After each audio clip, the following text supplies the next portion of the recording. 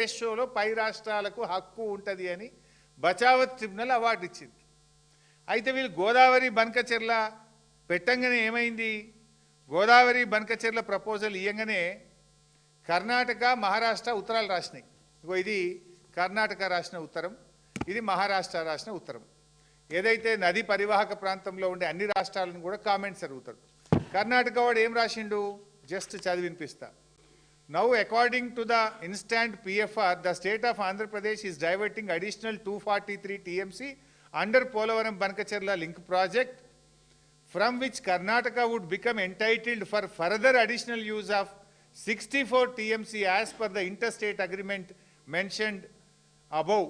అని బచావత్ అవార్డు లెక్క ప్రకారంగా ఏదైతే ఆ 14 TMC లెక్క ఉందో ఆ 14 TMC లెక్క ప్రకారంగా మీరు గోదావరి బనకచెర్ల ప్రాజెక్టు కడితే మాకు 64 TMCలు వస్తాయి, డేట్ చెప్పండి, మేము ఆ రోజుకెళ్ళి 64 ఆపుకుంటాం, మీదనే కృష్ణానది జలాలు అని చెప్పి ఇది కర్ణాటక రాసిన ఉత్తరం. మహారాష్ట్ర కూడా వీళ్ళకు కూడా 21 ఉంది కదా, 45, 21, 14. ఆ 21 మేము ఈడ ఆపుకుంటాం మీద కృష్ణానది జలాలని వీళ్ళు రాశారు. అప్పుడు ఆంధ్రప్రదేశ్కు జ్ఞానోదయమై కృష్ణల గోదావరి నీళ్లు కలిస్తే పాత బచావత్ అవార్డు ప్రకారంగా కృష్ణానదిలో 45 తెలంగాణకు, 21 మహారాష్ట్రకు, 14 కర్ణాటకకు పోతున్నాయి. ఇప్పుడు ఈ 240 తీసుకపోతే కూడా అదే రేషియోలో వాళ్ళకి హక్కు దొరుకుతుంది, సుప్రీంకోర్టు పోయినా వాళ్ళకి నీళ్లు పోతాయి అనే సోయి జ్ఞానోదయం ఆంధ్రప్రదేశ్కి అయింది. మన తెలంగాణ వాళ్ళకి గాలే. కాక ఏమంటారు, ఇది బనకచెర్ల ఆగిపోయిందని సంకల్ గుద్దుకొని ఇది మా విజయమే అన్నాడు ఉత్తమ్ కుమార్ రెడ్డి. వాళ్ళు ఏం చేసింది, ఇప్పుడు కృష్ణలో కలపకుండా డైరెక్ట్ నల్ల మల్ల సాగర్ అని పెట్టిండు. కృష్ణలో కలిస్తే బచావత్ అవార్డు వర్తిస్తుంది, నల్ల మల్ల సాగర్ అంటే బచావత్ అవార్డు వర్తించదు. డిఫరెన్స్ ఈజ్ దానికి దీనికి పెద్ద తేడా లేదు. First package same. ఏది మొదటి ప్యాకేజీలో మన పోలవరం నుంచి బ్యారేజ్లో కృష్ణా బ్యారేజ్లో వేసుకునేది సేమ్, అక్కడి నుంచి బ్యారేజ్ నుంచి మళ్ళీ బొల్లంపల్లి రిజర్వాయర్ వరకు తెచ్చేది సేమ్. బొల్లంపల్లి నుంచి నల్లమల్ల సాగర్ దగ్గర ఆపేస్తుండు, ముందుకు పోతే బనకచెర్ల, ముందుకు పోకుండా నల్లమల్ల సాగర్ దగ్గర ఆపి ఒక టనల్ కొట్టి కిందికి తీసుకుపోతుండు. బనకచెర్లకు పోతే ఏమైందంటే రెడీమేడ్ సిస్టమ్ ఉంది, ఆ సిస్టంలో పోస్తే ఆటోమేటిక్ రాయలసీమ అంతా పారుతుంది. ఇప్పుడు ఉపాయం ఏం చేసింది, కృష్ణకు కలిపితే పైన రాష్ట్రాలకు హక్కు దొరుకుతుంది కనుక కలపకుండా మధ్యలోనే ఆపి టనల్ కొట్టి కిందికి కలుపుకుంటుండు, కృష్ణలో కలపకుండా. ఇది కర్ణాటకకు అర్థమైంది, మహారాష్ట్రకు అర్థమైంది, ఆంధ్రప్రదేశ్కి అర్థమైంది, కానీ మనోళ్ళకి అర్థం కాలేదు. ఏది మా విజయమే, మేము గొట్లాడితే బనకచెర్ల ఆగిపోయింది అన్నారు.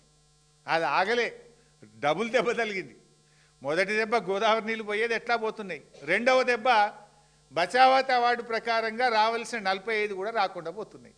డబుల్ దెబ్బ తగిలింది. అంటే మనోళ్ళు ఆ రకంగా ఇవాళ తెలంగాణకు అన్యాయాన్ని తలబెడతా ఉన్నారు.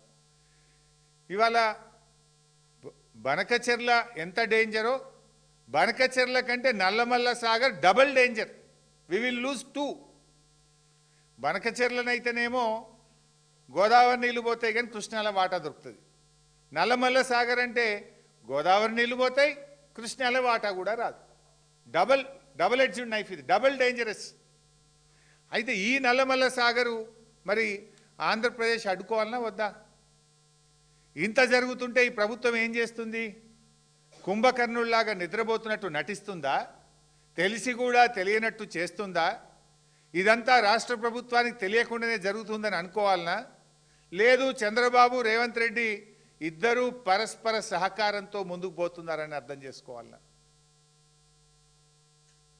ఎందుకంటే ఇంత డేంజర్, పక్కన కర్ణాటక మేల్కొన్నది, మహారాష్ట్ర మేల్కొన్నది, తెలంగాణ ఎందుకు మేల్కొంటలేదు?